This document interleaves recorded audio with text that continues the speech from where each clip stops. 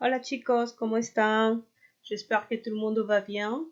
Voici une vidéo sur la compréhension écrite sur la découverte du fleuve Amazonas, ce document qu'on a commencé à travailler. Donc je ferai la lecture en espagnol et après je reviendrai un peu sur la traduction. Et cette découverte a été faite par Francisco de Orellana. Donc je procède à la lecture. El descubrimiento del río Amazonas.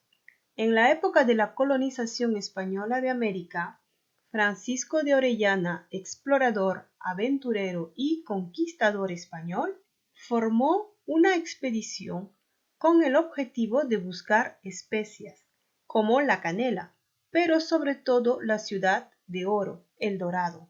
Orellana partió de Quito, Ecuador, con unos 220 españoles, 4.000 indios, 4.000 llamas de carga, 2.000 perros de caza y cientos de caballos.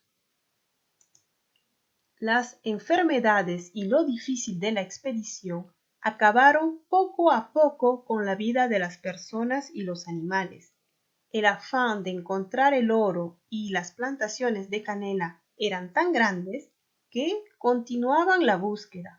Los expedicionarios vagaron perdidos en la inmensidad de la selva, donde difícilmente se abrían caminos con sus espadas, cortaban ramas, árboles, construían puentes para cruzar los ríos y continuar su marcha.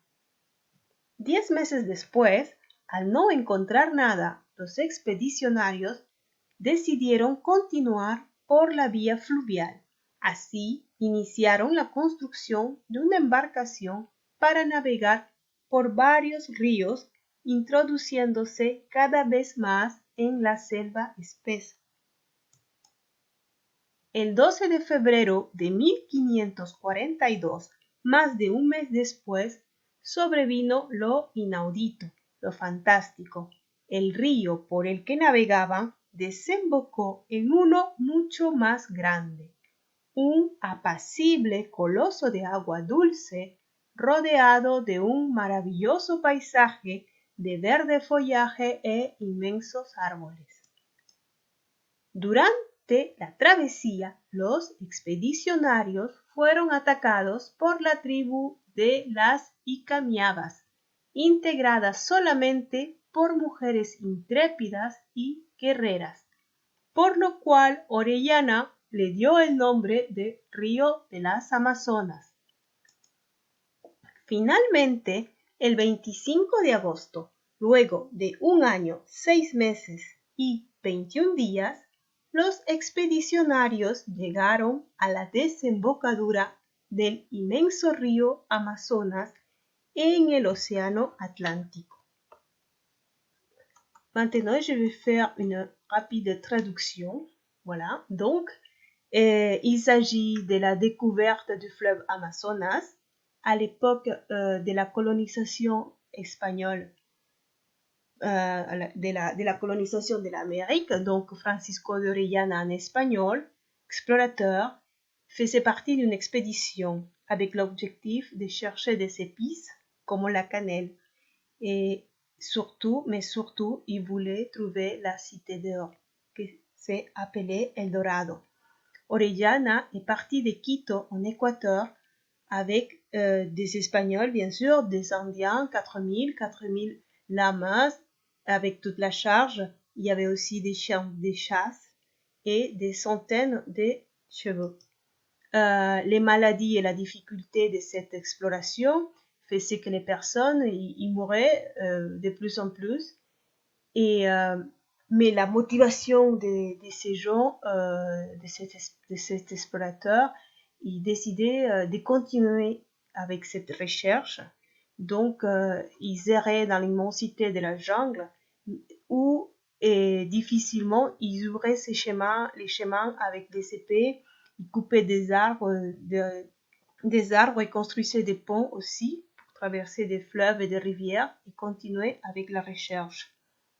10 mois après, et toujours ils ne trouvaient rien, Donc, ces explorateurs, ils ont décidé de continuer par la voie fluviale et c'est comme ça qu'ils commençaient la construction des embarcations pour naviguer plusieurs fleuves et à chaque fois, ils rentraient de plus en plus au cœur de la jungle.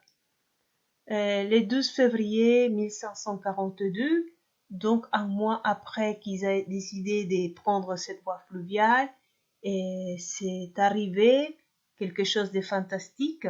Donc le fleuve pour lequel ils naviguaient a rencontré une autre encore plus grande, donc là appelée un impassible colosse de agua, donc presque comme une grande mer d'eau douce, entourée d'un merveilleux paysage vert avec des immenses arbres.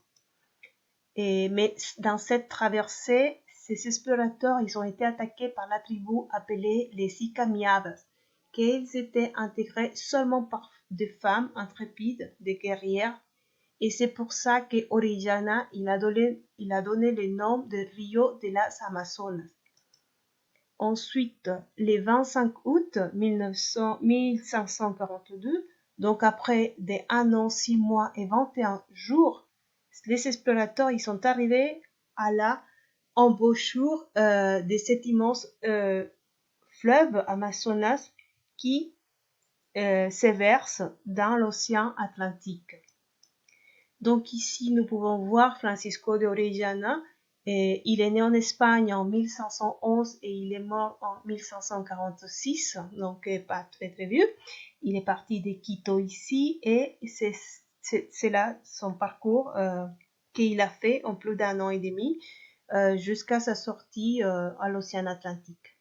Voilà pour notre document, donc de compréhension écrite. J'espère que vous pouvez la relire et avoir un peu plus d'idées pour faire votre expression écrite.